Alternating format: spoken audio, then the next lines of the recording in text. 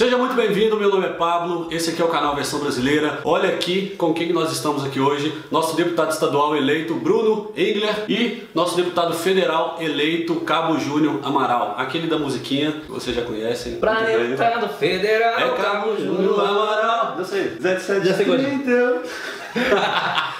Prazer, pessoal, estar com vocês aqui. O Júnior ele foi eleito com 158.541 votos. Ele tem 31 anos, é casado e policial militar, é isso mesmo? Exatamente. E o Bruno, que está aqui do meu lado, deputado estadual, eleito com 120.252 votos. Ele tem 21 anos e para as meninas aí, tá solteiro, né, Bruno? Isso aí. E deve continuar, hein?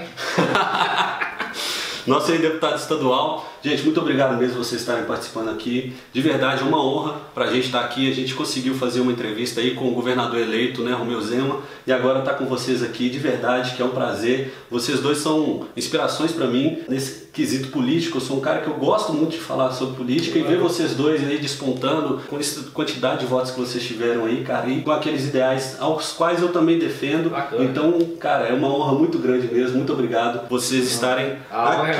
E é assim mesmo, vai elevando. Primeiro o governador, agora com a gente, depois o presidente.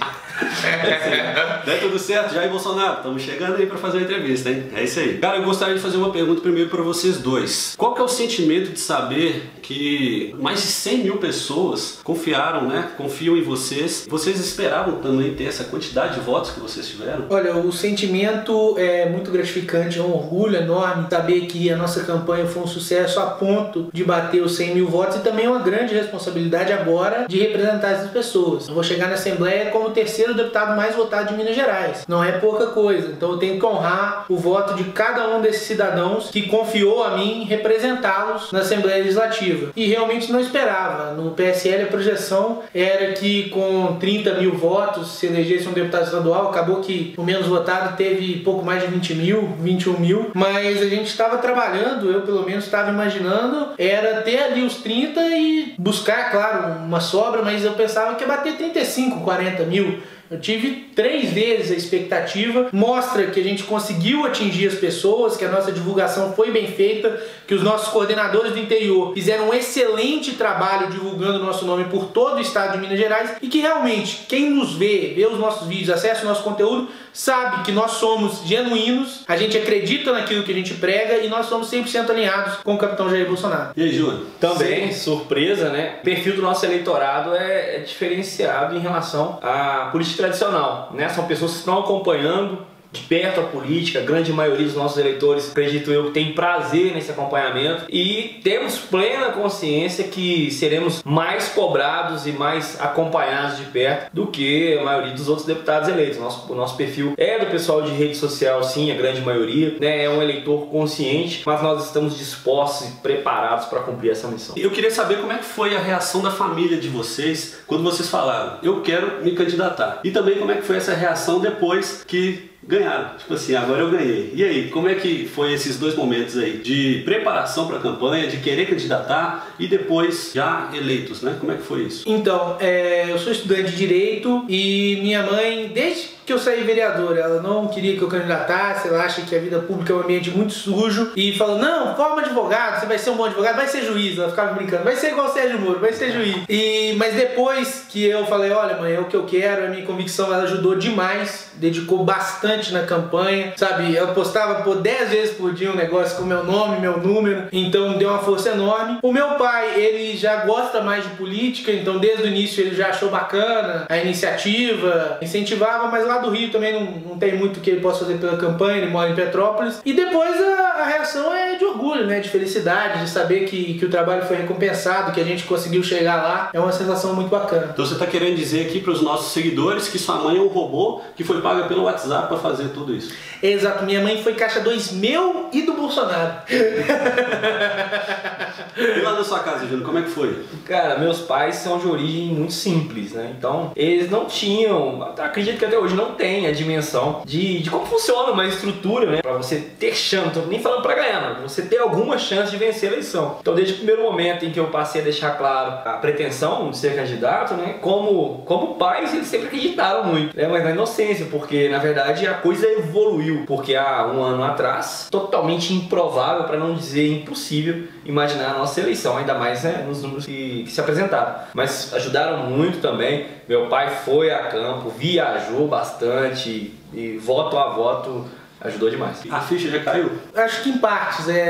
Nos primeiros dias a ficha realmente não tinha caído. A gente, estamos eleito, não sei o que e tal. Mas a partir do momento que passou ali o primeiro turno, a gente eleito, começamos a trabalhar para o Jair no segundo turno, a fazer campanha. E à medida que a gente ia fazendo campanha, ia nos eventos do Bolsonaro, o pessoal reconhecendo, você é deputado eleito, não sei o que. A própria questão de que agora a gente está montando a nossa estrutura de gabinete, se preparando para o mandato. À medida que você começa a trazer essas atividades para preparar para o mandato, a coisa vai se tornando cada vez mais real, mais palpável, e você começa a entender a dimensão do que ocorreu, da votação dos 120 mil votos, do fato de que agora eu sou deputado estadual eleito. Então, acho que a ficha cair não é uma coisa assim, você estala o dedo e fala, caramba, ganhei. Mas aos poucos a gente vai tomando a dimensão do que representa essa vitória. No mesmo sentido também, no meu caso, pouco a pouco. Porque por mais que você trabalhe para isso, quando acontece, é um outro mundo.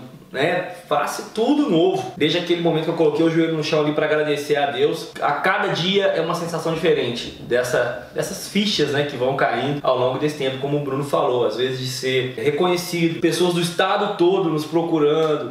No meu caso, fui votado em 850 municípios. Aí imagina o tanto de gente que não vem atrás, tantas pessoas que votaram, para deixar claro que votaram, para fazer alguma consideração, como até outras pessoas que não votaram, mas querem se passar por quem votou, muitas vezes já com interesse sujo. E a gente precisa ter maturidade, experiência a gente não tem, mas vamos buscando para inclusive fazer esse filtro, de a quem dar as mãos nesse momento também, que vai ser algo muito importante. E a gente sabe que em alguns momentos a gente pode até falhar nisso. E a ficha não só de deputado, a ficha cair que o Jair está eleito, que ele vai ser o presidente da República. Verdade. Eu liguei para ele na terça-feira para dar os parabéns, que domingo e segunda pensei que tem um mundo de gente tentando falar com ele. Aí ele atendeu, conversamos ali uns 5 minutos, dei os parabéns. Eu desliguei o telefone, olhei para casa da minha mãe e falei, tem noção que eu acabei de falar com o presidente da República?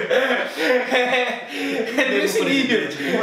Então realmente é difícil essa ficha cair. E a gente que sofreu muito, nessa campanha do Jair já por 3 anos, e muitos lugares às vezes tentam taxar como loucos, assim como ele. Só fazendo campanha pra esse cara, não sei o quê. Esse extremista, esse cara que não tem chance, esse cara que não tem partido, esse cara que não tem o mínimo de condição de chegar, ver a coisa evoluindo, ver ele sair de nem ser citado em pesquisas para quando ser citado 3%, 5%, 8%, 10% e de repente levar a eleição. A gente tem acompanhado essa evolução e essa chegada é muito gratificante e, como o Bruno bem disse, ainda não caiu a ficha também que nós temos aí Bolsonaro como presidente da República. Eu também gostaria de saber qual que é a prioridade de vocês agora. Você no âmbito estadual, você no âmbito federal. Vocês vão chegar lá agora assim que tomarem posse, assim que vocês de fato estiverem lá dentro, qual que é a prioridade? Olha, dentro da Assembleia são vários projetos de promoção do ideal de direita, mas a primeira coisa que eu tenho em mente é a aprovação do projeto Escola Sem Partido. O projeto já está tramitando na casa, mas tem uma resistência muito grande por parte da esquerda, ainda não conseguimos aprovar esse projeto. Eu acho que é muito importante que seja aprovado o mais rápido possível. É inclusive um compromisso que eu fiz com o Dr. Miguel Najib, como diversos candidatos fizeram, e também voltado para a área da educação, um projeto de militarização de escolas problemáticas. É um modelo que funciona, que a gente viu no Amazonas, que a gente viu em Tocantins, de escolas que davam péssimos resultados com ambiente de indisciplina, que foram entregues na mão da polícia militar e passaram a ser escolas modelo. Então acredito que dá para trabalhar muito nesse sentido. É claro que tem também diversas outras pautas de valorização da polícia militar, dos agentes penitenciários, da polícia civil, a defesa de quem nos defende, desburocratização, redução de impostos, mas o meu propósito inicial é o Escola Sem Partido e a militarização das escolas. Salve Maria Coutinho aí, hein? Que eu estudei lá sempre e vamos militarizar que treinar, aquilo lá é complicado. É isso aí. E aí, Júnior? Não, no meu caso, fazer milhões de bandidos se aposentarem. Seja lá de qual forma for, o crime não pode mais compensar. Então minha pretensão principal é essa. E eles vão escolher se eles vão querer se converterem, né? Buscar cumprir as regras do jogo, trabalhar como outros tantos milhões de brasileiros fazem, ou ir para o confronto e assumirem os riscos, assumirem as consequências disso. Então, o que tiver no meu alcance para fazer o crime não compensar mais, vamos fazer o nosso melhor lá. Ô Júnior, já pegando essa deixa e perguntando aqui novamente para você, como é que surgiu essa vontade de se envolver com política? E também conta um pouquinho aqui pra gente como é que surgiu o Direito a Minas. É até a mesma resposta, né, para as duas perguntas, é uma linha aí que dá pra gente explicar bem resumido. Quando eu entrei na Polícia Militar, né, aquela gama de sonhos, né, de poder contribuir, muito indignado já com a violência, com a impunidade, me deparei com um sistema muito rígido, um sistema de impunidade, um sistema de leniência com o crime. E essa frustração de passar a enxergar a realidade da segurança pública, da violência, me arrastou para buscar conhecimento, informação, estudar soluções para o fim dessa impunidade, para a mudança do sistema. E quando eu entrei na faculdade, percebi que as raízes do problema estavam ali. Pelo menos grande parte, né, dessas raízes estavam ali, com questões ideológicas. Então essa junção da indignação na minha atividade policial com a minha aproximação do mundo acadêmico e perceber que estava tudo entrelaçado, que eu poderia, que eu precisaria fazer algo para combater isso. Tive certo receio por um tempo, principalmente por ser policial. A gente fica com aquele receio, né, de se envolver na questão política e sofrer represália, né, de comando e tudo. Mas no dia 1º de outubro de 2015, quando conheci pessoalmente Jair Bolsonaro, já o admirava, né, já 2 anos antes, desde aquela entrevista, né, só você não estuprar, não sequestrar, não praticar latrocínio, não vai pra lá, porra, acabou. Tem que dar vida boa pra aqueles caras. Então ali eu já percebi que ele era um cara diferenciado, que poderia fazer algo. Em 2015, né, nesse 1º de outubro, eu tive a oportunidade de conhecê-lo pessoalmente e ao ouvir da boca dele tão emblemática frase, né, soldado que vai à guerra e tem medo de morrer um covarde, eu percebi que eu deveria de fato ir à guerra ideológica. E aí deixar de lado os meus receios em relação à represália, em relação à minha carreira policial, para fazer algo por essa luta ideológica. E aí criei o movimento Direito a Minas. Logo na sequência chegaram várias pessoas boas, dentre elas o Bruno, e o movimento tomou essa proporção hoje praticamente inimaginável, né? A gente está em 62 núcleos no interior e, pô, o maior orgulho de dizer que através do movimento foram eleitos 2 deputados e que vão fazer muito por Minas Gerais e pelo Brasil. Você tem 21 anos, cara. Você é mais novo que eu tenho 25. Com carinha de 31. Carinha de 31. Agora, nessa levada agora de deputados, né, estaduais, federais e também nas últimas eleições com os vereadores, a gente teve uma grande aproximação de uma galera jovem. A gente vê lá o Kim Kataguiri, ele tem 22 anos. A gente vê o Fernando Holliday também com 22 anos. São de outros movimentos, outras pessoas também. Mas eu gostaria de saber de você, o que você acha que está trazendo o jovem para se envolver com a política? E também o que te trouxe? Qual foi a referência que você teve para falar, cara, eu quero me interessar por política também? Olha, eu acho que a juventude, ela sempre teve, ao longo da história, a ambição na participação política. E é inerente ao jovem a revolta, a oposição ao status quo. Então a gente vê um tanto de projeto de revolucionário que fica o dia inteiro fumando maconha, que é lobotomizado pela esquerda, mas acaba que no cenário atual que a esquerda se tornou o establishment político, é natural que surgisse na juventude gente se opondo a isso. Isso foi crescendo de uma maneira muito grande. Você pode observar que no tempo do regime militar, a maioria dos jovens era contra. Isso aí não porque era uma ditadura ou porque era sanguinário, mas é porque é natural da juventude se rebelar contra as figuras de autoridade e contra o que está ali. Da mesma forma, como o PT se estabilizou no poder e se tornou o estamento burocrático, é natural que a juventude quisesse se opor àquilo também. Sempre gostei de política, desde menino. Em 2014, após a eleição, eu me decepcionei profundamente com o Aécio Neves. Eu até fiz campanha para ele, porque nunca gostei do PT, e ele prometeu fazer uma oposição forte a favor do Brasil, e não fez absolutamente nada. Sabe, é um cara, um senador apático, que nunca combateu o governo, nunca fez nada de útil. E eu fui buscar quem realmente era oposição, quem realmente posicionava firme contra o PT. E foi aí que eu conheci a figura do Jair Bolsonaro, no final de 2014. E a imagem que eu tinha do Bolsonaro era aquela daquela entrevista do CQC, editada. Ah, seu filho namoraria uma negra? Não, meus filhos foram muito bem criados. E eu falo, não, esse cara é maluco, como que eu vou apoiar ele? Não sei o quê. Aí eu estava sem fazer nada, em 5 minutos de pesquisa, que o esquerdista não se dá o trabalho de fazer, eu descobri que a fita foi editada. Que o CQC não conseguiu apresentar a fita bruta. Você pode ver que são 2 takes diferentes, foi uma coisa editada. Aquela resposta não foi para a pergunta da Preta Gil. E por aí vai, eu fui conhecendo melhor o Jair Bolsonaro, cada vez mais concordando com ele. À época, eu ainda estava no ensino médio, 2014 eu estava com 17 anos. E assim, aquela imagem também contra o regime militar, a ditadura militar, não sei o que. Novamente, escutando o Jair Bolsonaro, eu decidi pesquisar, decidi estudar, descobri coisas que jamais me foram faladas na escola. O que se conta nas escolas é mentira e nós vamos mudar o Ministério da Educação. Ah, então você quer doutrinar para a direita? Não, eu quero a verdade.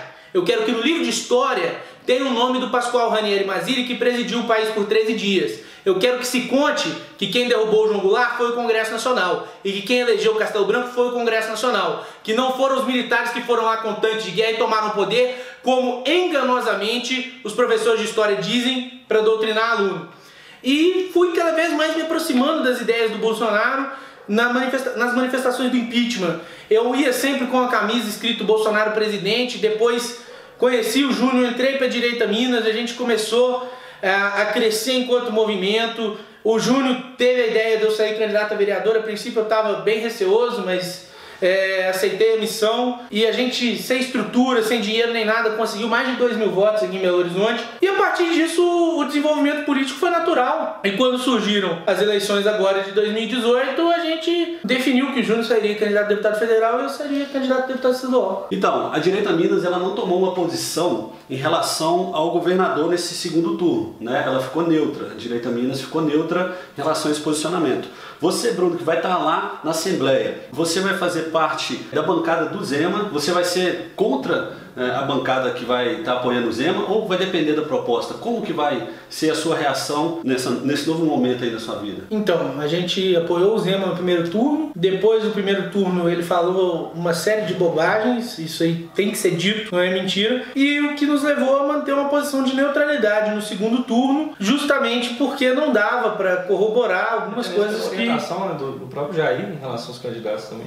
E não dava para corroborar algumas coisas que o Zema estava falando. E agora o nosso trabalho com ele tem que ser buscando o melhor para Minas Gerais. Eu ainda não sei qual vai ser a posição do PSL, como a gente vai se encaixar na questão dos blocos, isso ainda está para ser definido, mas eu acho que o que for positivo, for bom para o cidadão mineiro, a gente tem que aprovar, e o que for ruim, a gente tem que reprovar. A gente não pode também ser daquela história, eu sou base, então tudo que o governador mandar, a gente aprova. Pô, não existe isso. Também não dá para ser, eu vou ser oposição. Aí ele manda uma proposta que é boa pra caramba, mas foi o governador que mandou, então eu não vou votar. Não existe isso. Quais são as suas maiores inspirações? E quem que você se inspira? Quem que você olha e fala assim, é o bichão? Cara, como a gente tá falando do cenário político, né? Indiscutivelmente é Bolsonaro. Independente dele ter levado essa fatura, levado essa eleição, não tem como reconhecer a história, né, que ele está marcando no nosso país. Isso ainda sem avaliar o governo, porque nem começou. Mas representa uma mudança de fato, uma mudança de não só eleitoral, não só questão política, como também uma retomada cultural, uma reinversão de valores. Foi o cara mais corajoso da história desse país. Salvo engano. E pra você? Jair Bolsonaro. Minha guinada direita, tem muita gente que diz, eu conheci o Bolsonaro através do professor Olavo. Eu conheci o professor Olavo através do Bolsonaro. Eu era uma pessoa que não me identificava ali no espectro político, nunca gostei do PT, mas assim, também apoiava o PSDB por ser contra o PT, mas nunca me identifiquei muito com o tucanato, sempre defendi valores conservadores e nunca... não, sempre não, né? Eu já fui estudante de escola esquerdista, porque o professor o torna dessa maneira. Falando aí como é que você conheceu o Bolsonaro. Eu conheci o Bolsonaro através da Raquel Sherazade. Uma vez, ela postou no Instagram dela assim, o pessoal lá, não, gostaria que você fosse presidente. Eu lembro, eu vi. Ela marcou assim, e eu que o @Jair Bolsonaro fosse. Eu falei, quem que é esse cara? Que a Raquel tá falando, fui lá, cliquei e comecei a seguir esse camarada, comecei a ver algumas fotos com algumas pessoas que eu admiro também. Falei, esse cara é legal, lá do Rio de Janeiro e tal, comecei a seguir ele. Depois a gente teve esses episódios, né, com a Raquel, o que um cara não faz, né, na vida de uma mulher. Então você aí que tá aí do outro lado aí, você que dá uma assistência muito legal para sua namorada, para sua esposa, para aquela pessoa que você está cortejando, porque você sim pode fazer diferença na vida de uma pessoa. Ô Júnior, eu queria saber agora, cara, e a Direita Minas, que é o movimento de direita aqui em Minas Gerais mais importante que nós temos, indiscutivelmente, né? Como é que fica agora? Acabaram as eleições. Como é que fica o papel do Direita Minas a partir desse momento? Na verdade, na minha opinião, a guerra de fato começa agora. Nós alcançamos o espaço tão desejado, mas a luta vem a partir disso, a partir desse espaço. Não só o espaço político, o movimento tomou uma dimensão modéstia à parte, eu acredito ser o maior movimento de direita, claro, em divisões estaduais, o maior movimento do Brasil, e a retomada cultural ainda não aconteceu de fato.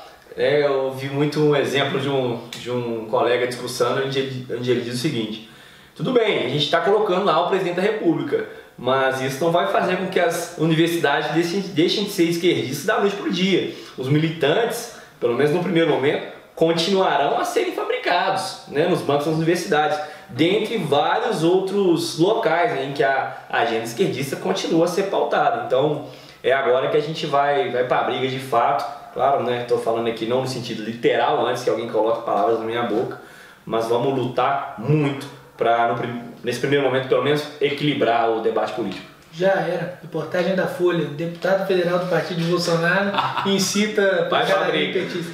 Aqui, ó, novo projeto, então. Militarização das universidades. Isso. Militarização. Tá aí.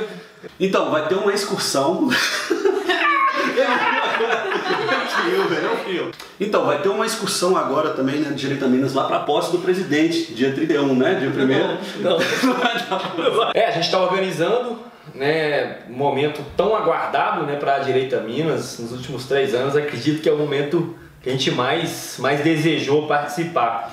E nos próximos dias a gente vai divulgar, convido a todos a acompanharem na nossa página, nas redes sociais, principalmente Instagram, tendo em vista que o alcance do Instagram tá melhor do que o do Facebook. Instagram é @Direita Minas. A gente vai jogar lá ainda essa semana para passar mais informações em relação a valor, dia de saída, dia de retorno, em relação à hospedagem também. A nossa intenção é ir para poder se hospedar na noite de Réveillon lá, já para ficar lá mesmo, amanhecer o dia 1º de janeiro, que é o dia da posse, em Brasília.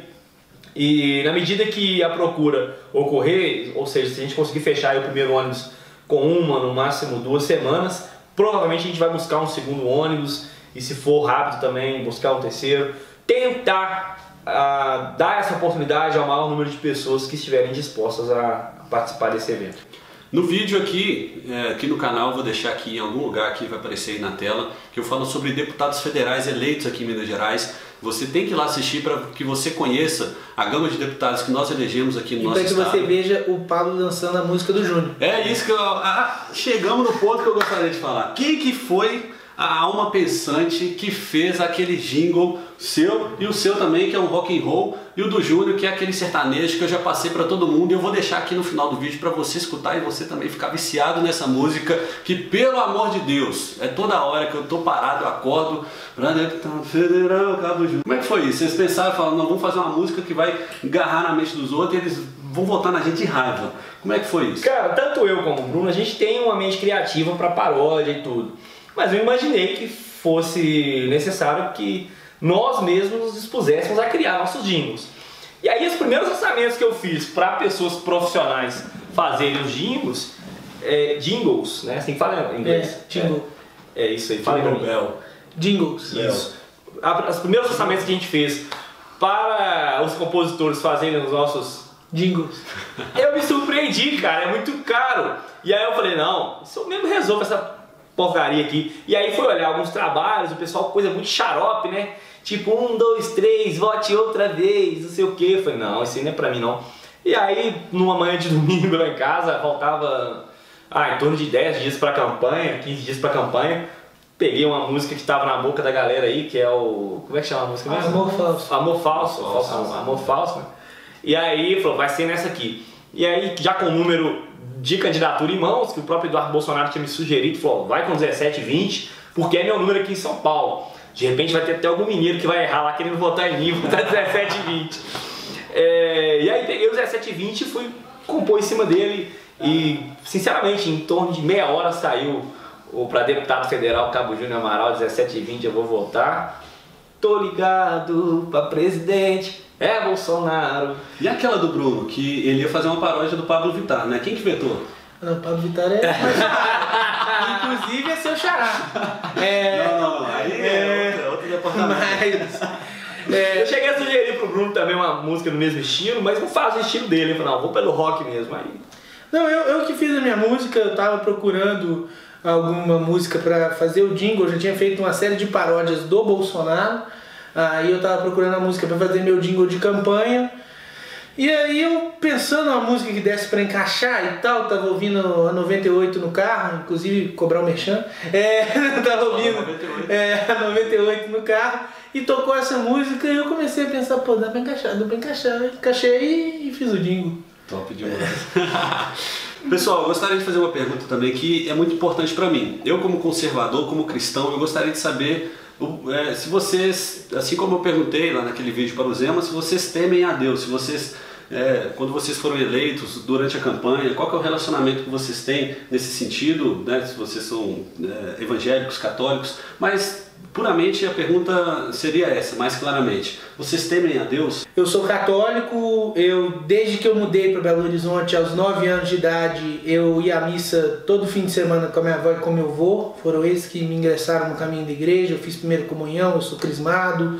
Eu tento ir à igreja todo domingo, não vou mentir aqui para quem assiste dizer que eu vou todo domingo, mas eu tento sim. Tá lá todo domingo. Durante a campanha foi até um pouco mais difícil pelas viagens, em virtude de estar sempre para lá e para cá, mas quando dava também ia à missa. E eu acredito que, como diz o nosso lema, né? Brasil acima de tudo, Deus acima de todos. A gente tem que respeitar e tem que fazer valer os valores cristãos. Eu acho que, beleza, o Júnior é protestante, eu sou católico, mas a gente acredita nas mesmas coisas. Nós somos contra aborto, nós somos contra drogas, nós defendemos a família. Qualquer um que seja cristão, que realmente entende a mensagem de Jesus Cristo, vai se posicionar dessa maneira. E é isso que precisa ser defendido nas casas legislativas. Sim, somos tementes a Deus. Bruno falou, né, que ele é católico. Eu, apesar de não estar congregando atualmente, tenho meus princípios protestantes. Sou pecador como a grande maioria, né? Não estou aqui para poder fazer esse proselitismo religioso, vamos falar assim. Mas o nosso amor por Deus, pelas pessoas, pelos nossos propósitos, a palavra de Deus fala que o amor cobre uma multidão de pecados, né? Então a gente segue sim nessa linha, sem deixar de lado os princípios cristãos também. Essa declaração de vocês é muito importante para mim, porque vocês foram as duas pessoas que eu escolhi para estar lá me representando, né? Representando as minhas ideias. Então, quando eu entendo que existem pessoas que temem a um ser superior, eu fico mais tranquilo, porque eu sei que muitos princípios daquilo que eu acredito serão respeitados e serão valorizados lá dentro das casas que vocês estão representando a partir desse momento. É isso aí, muito obrigado, Bruno, valeu demais você ter dado essa moral aqui pra gente. Valeu, Júnior, obrigado mesmo, de coração. Eu vou deixar as redes sociais deles aqui. Seu Instagram é @BrunoEnglerDM. Bruno Engler DM, do Júnior? @Cabo Júnior Amaral, Júnior sem R. Sem o R? Sem o R, Júnior. E também segue lá o pessoal da Direita Minas. Direita Minas. Esse movimento aqui, inclusive depois foi copiado pela bandeira de Minas, não tô brincando. Fica o agradecimento, cara, o convite aí, ao espaço. Tenho certeza que na próxima eleição, se a gente for candidato novamente, vai aumentar até 10% aí nos votos, por conta da projeção do seu canal aqui. Agradeço muito a confiança de todos os 158.541 votos. Saibam que vamos honrar a confiança de cada um de vocês. Isso aí. Muito obrigado a você que nos assistiu até aqui. Fiquem com Deus e até a próxima. A direita vive em Minas Gerais. Valeu. Tamo junto.